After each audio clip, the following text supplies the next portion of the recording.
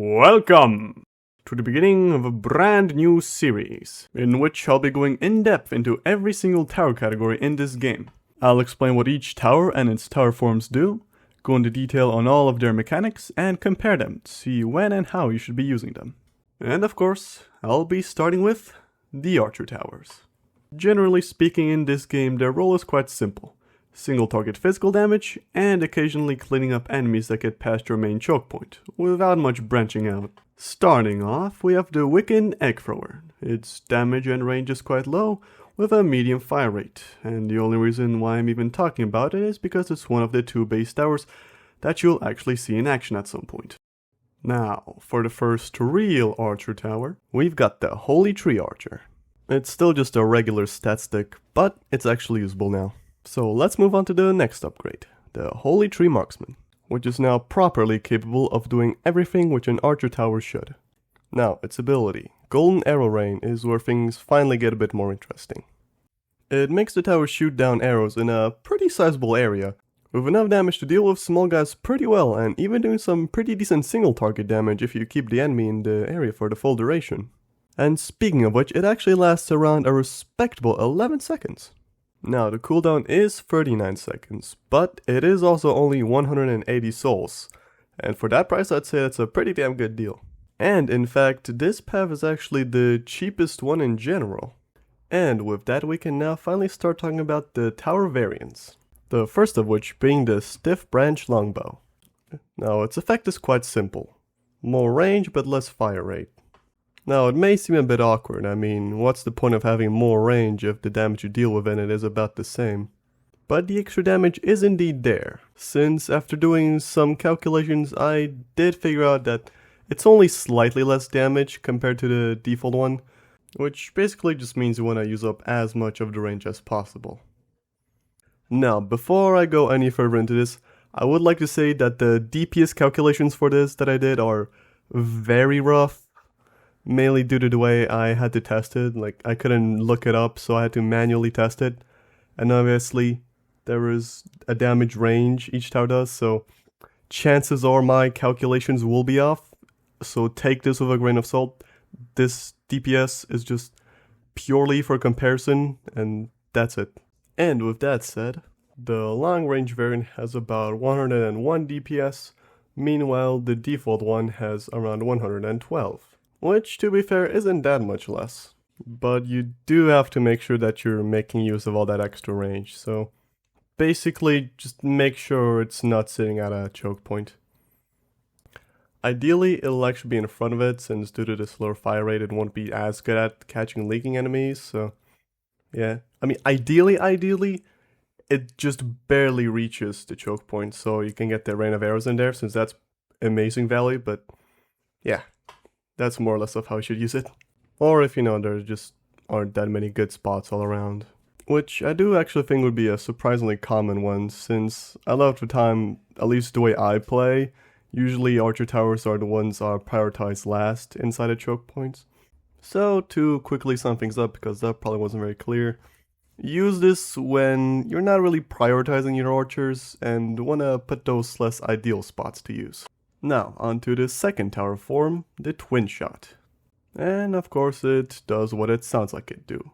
It shoots 2 shots instead of 1, but at the cost of doing around half damage. It's not quite half, it's a little more than that, but more or less half.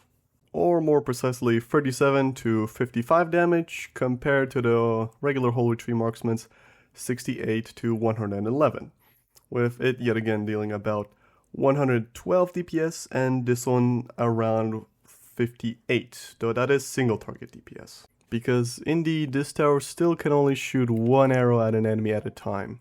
So definitely make sure that there's always at least 2 enemies in the tower's range. I mostly found it useful against those tiny and blockable enemies in the early game, and also flying enemies. Now, this is pretty much the perfect use case for this variant because, firstly, they're pretty weak, so the reduced damage won't make that much of a difference on them.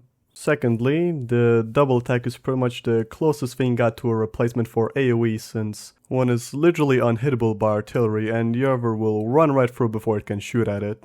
However, the main problem is that that's pretty much all the tower's good for, and after the early game where these kind of enemies stop appearing as much, it sort of falls off, with the enemies either becoming too tanky or too grouped up for the tower to be able to deal with them in any meaningful way. And now let's move on to the third and final tower form, the Corrupted Arrow.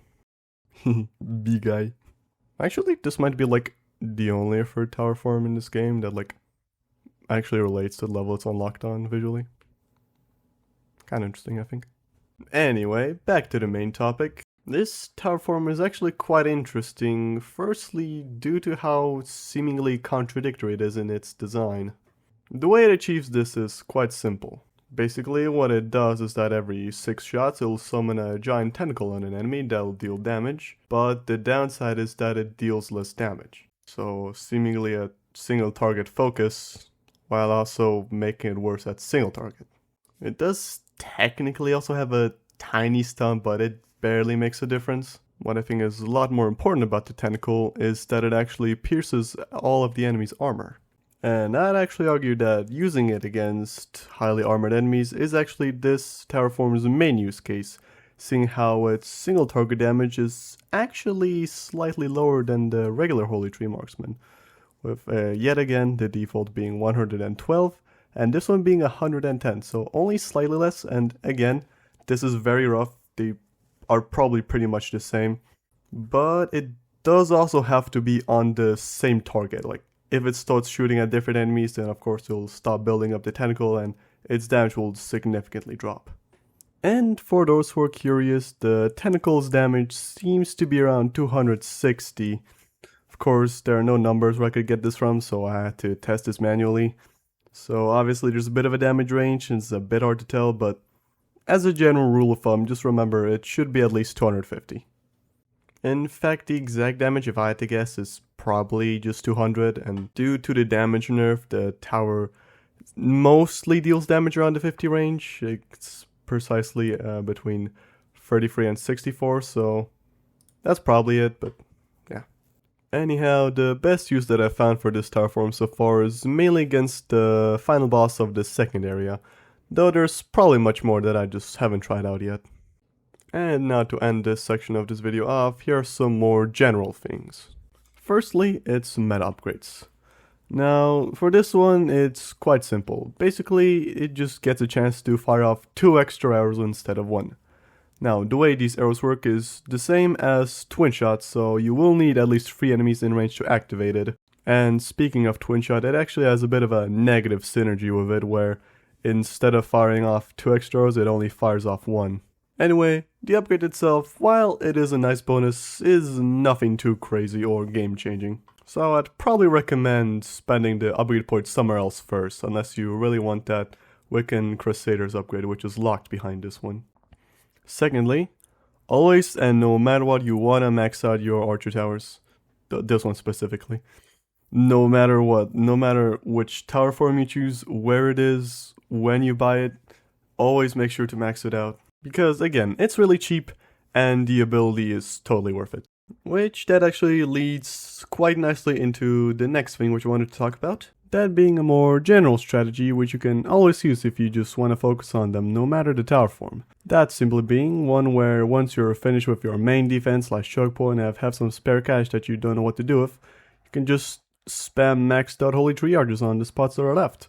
Since it's really cheap and pretty much they're the ultimate jack of all trades. But of course that also means that they aren't particularly good at any single thing, which means that over the course of the game as you unlock more towers, it'll simply get outclassed at some point in nearly everything it does besides its spam ability, which honestly is its main downside. It's just the fact that whatever this tower can do, almost any other can do it better in some way. And speaking of other towers, I believe it's time to finally move on to the next one, and like a third of the thumbnail, the whickengun front. The way it works is quite simple. It's essentially the classic trade-off of less damage but more attack speed, except it also has less range. And for those who are curious, the DPS is actually pretty much the same as the Holy Tree Archer. For both of them I got around 61, so again, more or less the same. Although now's probably a good time to mention that I did accidentally calculate the DPS of all the towers with full meta upgrades, which means slightly increased numbers for most of the whickengun front tower forms, though more so for the Demon Hunter sisters later on, but it shouldn't really make a big difference. But with that said, let's move on to the next upgrade, the whickengun crusader. Notably, it's quite a bit pricier compared to the holytree marksman, which costs only 240, meanwhile this costs an entire 300. With a DPS of around 109 compared to the holytree marksman's, yet again, 112. Now on to its ability, Wick 800. For the cost of only 160 souls, it'll summon this little guy. And what he does is that he'll occasionally shoot enemies dealing 72 to 116 damage, with no AoE. Yeah, I'm sure you can imagine why it's so cheap. It simply just doesn't do all that much damage, even for the cheap price. Don't get me wrong, it's a decent upgrade, it's just I'd prioritize other things first. And for those who are curious about the DPS, I would love to tell you, but testing this is a pain in the ass because obviously the main tower and the minion are gonna be shooting the same enemy, so it's hard to tell who's dealing the damage. So, yeah, that kinda sucks. But to sort of make up for it, here's a little fun fact. You probably just realized that I called this little guy a minion, and that's because he is indeed a unique unit. He's got HP, resistance, and everything, though he'll never actually block anything or even get shot at. Anyway, the use case for this tower is more or less the same as twinshot actually. So basically just clearing up all the tiny fast guys.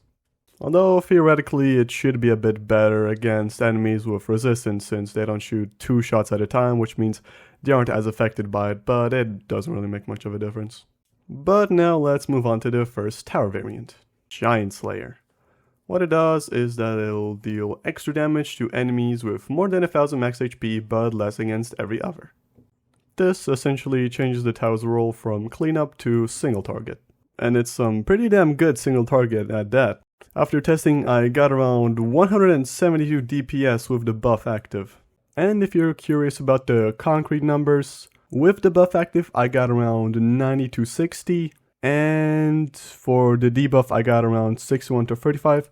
Do keep in mind that this was recorded with the meta upgrades on, so it may or may not be a bit higher than it should be, but yeah. Well, that was a pretty simple one. And this one's even simpler. Aerial Slayer. Increases damage against flying enemies, but reduces it against all the others. Use this if you're really struggling with flying enemies. That's all I really have to say. Like, honestly, I don't even need to give you the numbers, like it's just unnecessary. Which is pretty ironic, seeing how this is like the only tower form that wasn't actually affected by the meta upgrades, at least against the enemies, which is actually good at. So yeah, that kinda sucks. Well, let's move on to the third tower form now, Duelist Slayer. And they're red now! And speaking of them being red now, I'm pretty sure this is actually the only third tower form that only changes the color of a tower.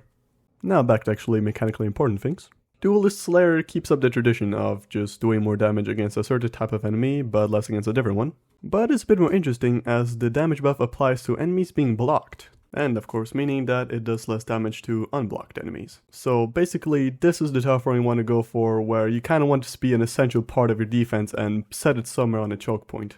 Now again, I'd love to give you guys the DPS numbers for the buff damage, but of course, since it kind of requires another thing to be dealing damage to the enemy, it kind of messes up the calculation, so the best I can do is just give the buffed or nerfed damage numbers. So, while hitting non-blocked enemies, it'll deal at most 45 damage per shot, and at least 27. Meanwhile, against blocked enemies, it'll deal at most 116 damage, and at least 74.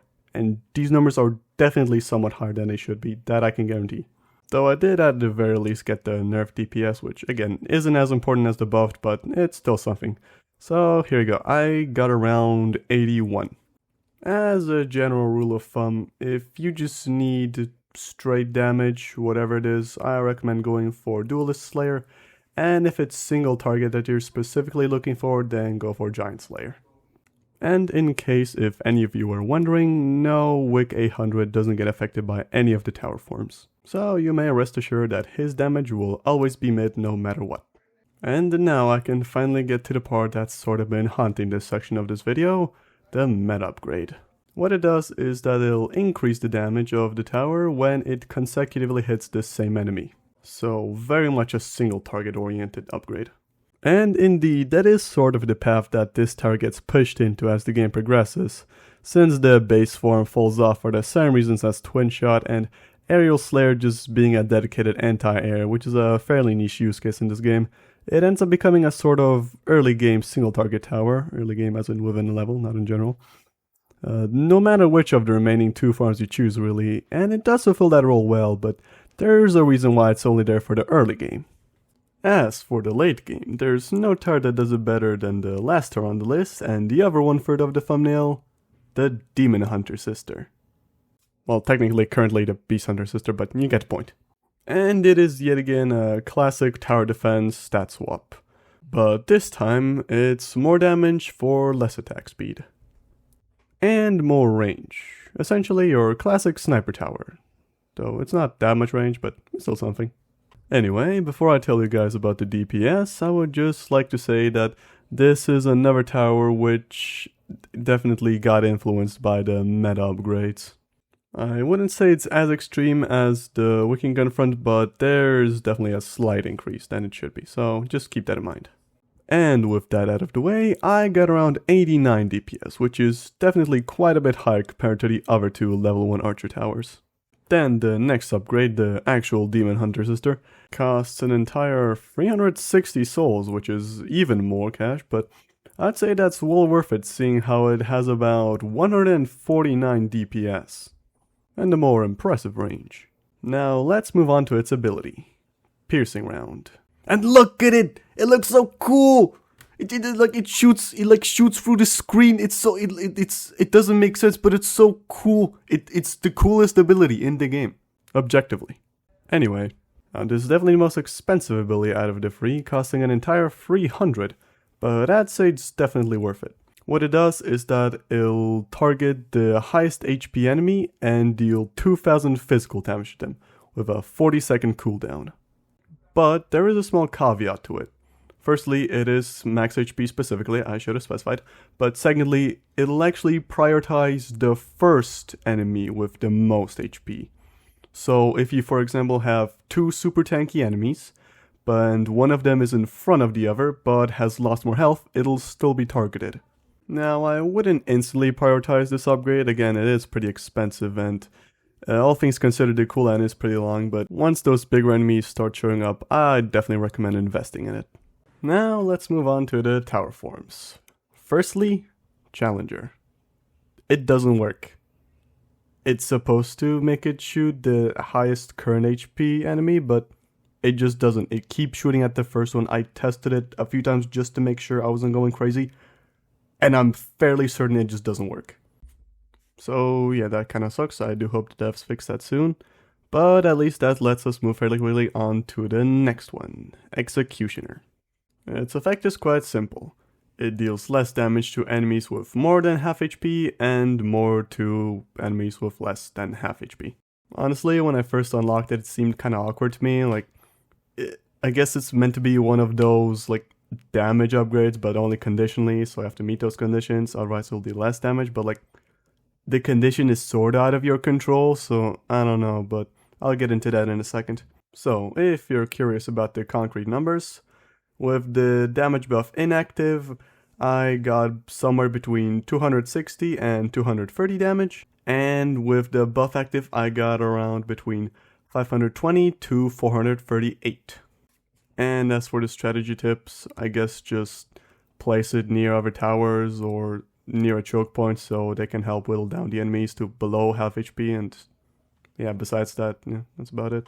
But now on to the final and most interesting tower form, AP Blast Rounds.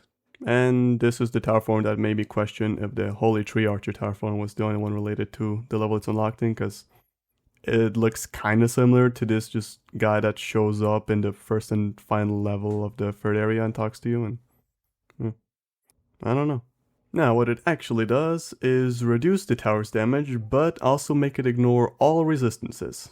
So the viability of this pretty much completely comes down to the math of things. And thankfully for you, the math I did indeed do. So, the damage decrease is about 30%, which means that if it's shooting enemies with less than 30 armor, it'll deal less damage. It'll deal about the same damage to enemies with 30 armor, and with anything more than 30 armor, it'll deal more damage compared to the base form. So this comes in really useful against enemies in layer areas that have really high resistances, as well as enemies with high magical and physical resistance, since this effectively becomes the only tower which can consistently deal high damage to them. And as for the tower's meta upgrade, it makes the first shot against an enemy deal more damage. So as you could imagine, it doesn't really help all that much against tankier foes, especially since the damage increase isn't that crazy. It's noticeable, but again, there's a reason why I didn't really talk about it as much in this section. But what I'd say it mostly helps out with is the little guys, since the tower should now more easily be able to one or at least two shot them, which will then let it move on to the bigger tankier foes which it should be shooting quicker. So in general, this tower is very simple in its design and use case.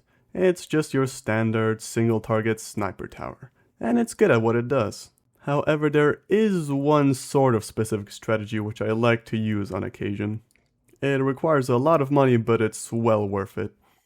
It's essentially just what I recommended with the Holy Tree archers, but for this tower. Now, what makes it so special? Well, the fact that it's a lot of single target damage, and nothing's better OE than just a lot of single target damage. Plus, they keep breaking my screen, which still looks cool, and is also kind of funny.